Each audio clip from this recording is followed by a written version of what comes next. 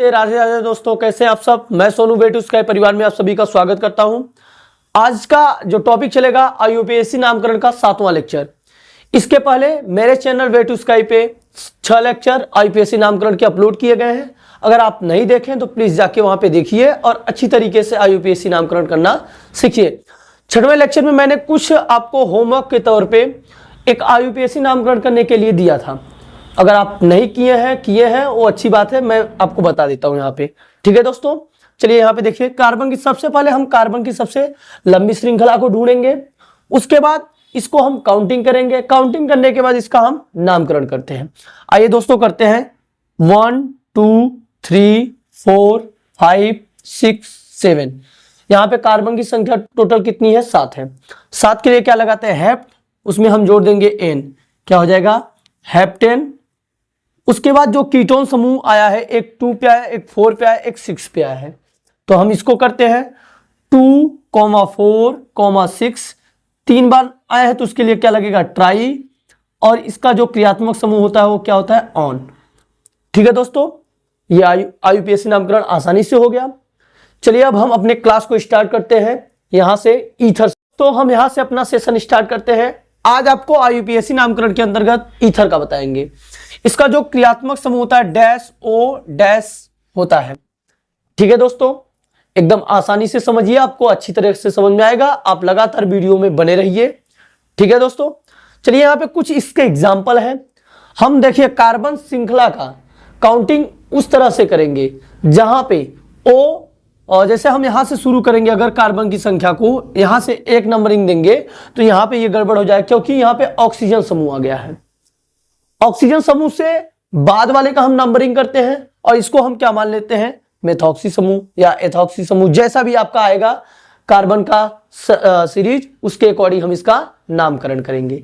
ठीक है दोस्तों, चलिए हम आपको आसानी से बताएंगे, बहुत आसानी से आपको समझ में भी आ जाएगा। आप बड़े से बड़े उदाहरण का या इसके एग्जाम्पल का नामकरण आसानी से कर सकते हैं। ठीक है दोस्तों, चलिए देखिए हम यहां से नंबरिंग करते हैं इसका 1 2 3, अर्थात यहाँ पे कार्बन की संख्या कितनी हो जाएगी? 3। तो इसके पहले जो यहाँ पे एक मेथिल समूह है और इसमें एक ऑक्सीजन भी जुड़ा है, तो मेथिल समूह है तो इसके लिए मेथॉक्सी। मेथ, ये मेथिल का क्या बताया थे? कार्बन की संख्या जब 1 रहेगी तो मेथ लगेगा, और इसमें ऑक्सीजन भी जुड़ा है तो उसमें ऑक्सी शब्द जुड़ जाएगा, तो इसका नाम क्या हो जाएगा? मेथॉक्सी। तो 1 पे आया है, सबसे पहले इसका नाम लिखेंगे 1 मेथॉक्सी। क्या हो जाएगा? 1 मेथॉक्सी। अब उसके बाद टोटल कार्बन की संख्या यहाँ पे कितनी है? 3।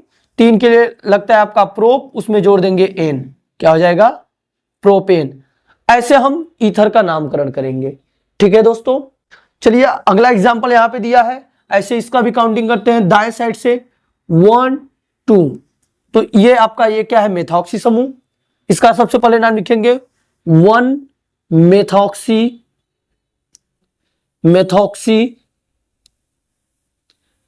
और 2 कार्बन के लिए एथ लगाते हैं, इसमें क्या हो जाएगा? एथेन। ठीक है दोस्तों, किसी भी तरह की समस्या नहीं हो रही है, आप आसानी से इसका नामकरण कर ले रहे हैं। आइए कुछ एग्जांपल यहां पर भी हैं, बता देते हैं आपको। 1 2 3 4। 1 नंबर पे आए आपका मेथॉक्सी समूह, तो इसको भी लिखेंगे 1 मेथॉक्सी। यहां पे टोटल कार्बन की संख्या कितनी है? 4। 4 के लिए क्या लगाते हैं? ब्यूट, उसमें जोड़ देंगे n, क्या हो जाएगा? ब्यूटेन। ठीक है दोस्तों, आसानी से आप लोग नामकरण कर ले रहे हैं। चलिए अब इसमें हम सबसे लंबी चेन ढूंढेंगे, कार्बन की संख्या को काउंटिंग करेंगे। देखिए यहाँ पे 1 2 3 4, लेकिन यहाँ पे कार्बन की संख्या कितनी है? 2। 2 के लिए क्या लगाते हैं? एथ, और इसमें ऑक्सीजन भी जुड़ा है, इसका नाम हो जाएगा एथॉक्सी। क्या हो जाएगा? एथॉक्सी होगा। और ये किस पे जुड़ा है? 2 नंबर पे, तो यहाँ पे नामकरण करेंगे 2 एथॉक्सी।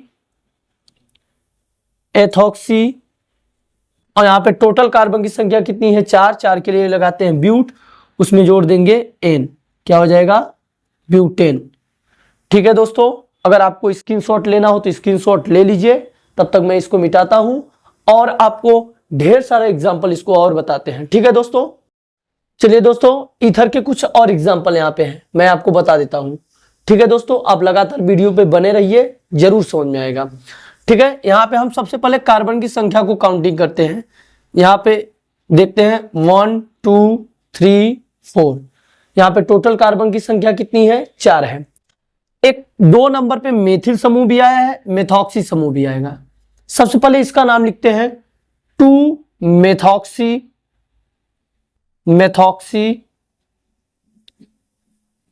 उसके बाद 2 पे ही मेथिल समूह है, डैश 2 मेथिल। उसके बाद यहां पे टोटल कार्बन की संख्या कितनी है? 4। 4 के लिए क्या लगाते हैं? ब्यूट, उसमें जोड़ देंगे एन, क्या हो जाएगा? ब्यूटेन। आसानी से नामकरण कर ले रहे हैं हम। एक ऐसी स्ट्रक्चर बनी हुई है, चलिए इसका हम नाम लिखना सीखते हैं।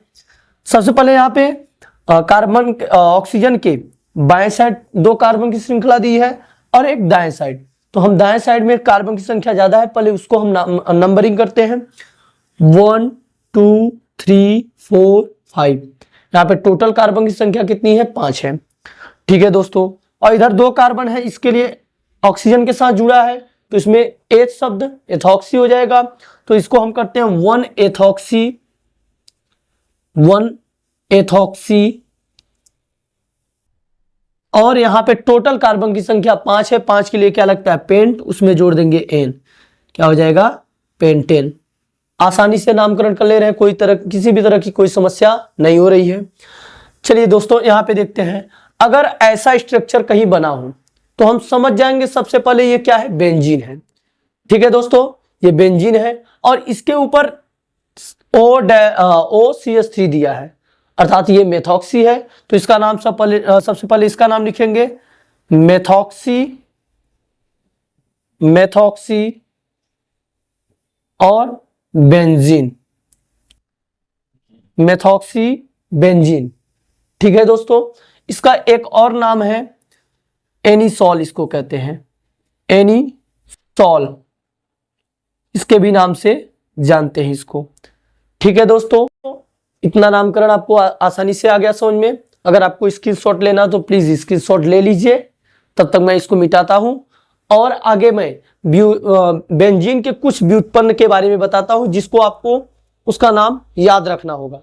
ठीक है दोस्तों, चलिए दोस्तों ध्यान से देखिए, कुछ दिया है बेंजीन के व्युत्पन्न। बेंजीन के कुछ व्युत्पन्न के नाम हम बता देते हैं आपको, जिसको आपको याद रखना होगा।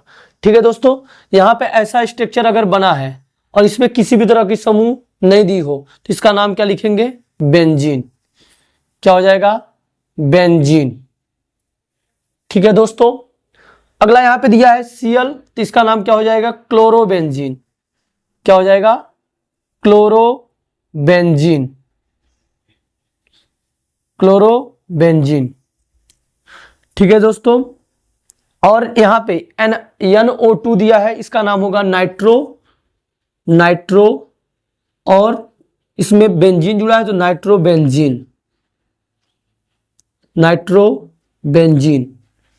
ठीक है दोस्तों, आसानी से समझ में आ रहा है आपको, इसको याद रखना होगा आपको। यहां पे NH2 दिया है, इसका नाम होगा एनिलीन, एनिलीन।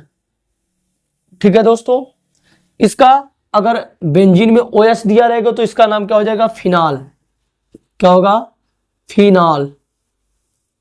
और इसका नाम क्या हो जाएगा?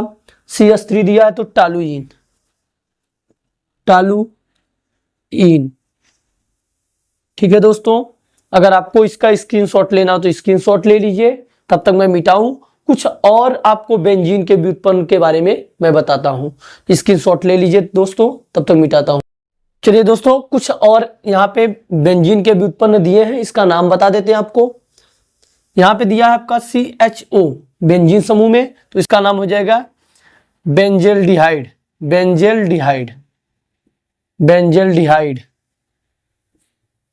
और यहाँ पे COOH दिया है, अर्थात ये क्या हो जाएगा? कार्बोक्सिलिक अम्ल का, तो इसका नाम हो जाएगा बेंजेनोइक अम्ल, बेंजेनोइक, बेंजेनोइक अम्ल। ठीक है दोस्तों, इसका नाम देखते हैं, इसका नाम होगा एसीफिनोन, एसीफिनोन। इसका देखते हैं नाम, CH2Cl दिया है, इसका नाम होगा बेंजिल। बेंजिल Cl दिया है तो क्लोराइड, क्लोराइड। अगर दोस्तों आपको अच्छी तरह से समझ में आ रही तो स्क्रीनशॉट इसका लेना हो तो स्क्रीनशॉट ले लीजिए। और स्क्रीनशॉट ले चुके दोस्तों। अगर आपको मेरी वीडियो अच्छी लग रही है तो प्लीज अपने दोस्तों तक शेयर कीजिए ताकि उनको भी ईथर का नामकरण करना सीख जाए, IUPAC नाम। और कुछ व्युत्पन्न के बारे में मैंने बताया जो आपके परीक्षा के लिए महत्वपूर्ण है और उसको वो आसानी से तैयार कर सके। और हमें कमेंट बॉक्स में जरूर बताइएगा मेरी वीडियो कैसी लगी। तब तक मिलते हैं अपने नेक्स्ट वीडियो में। बाय।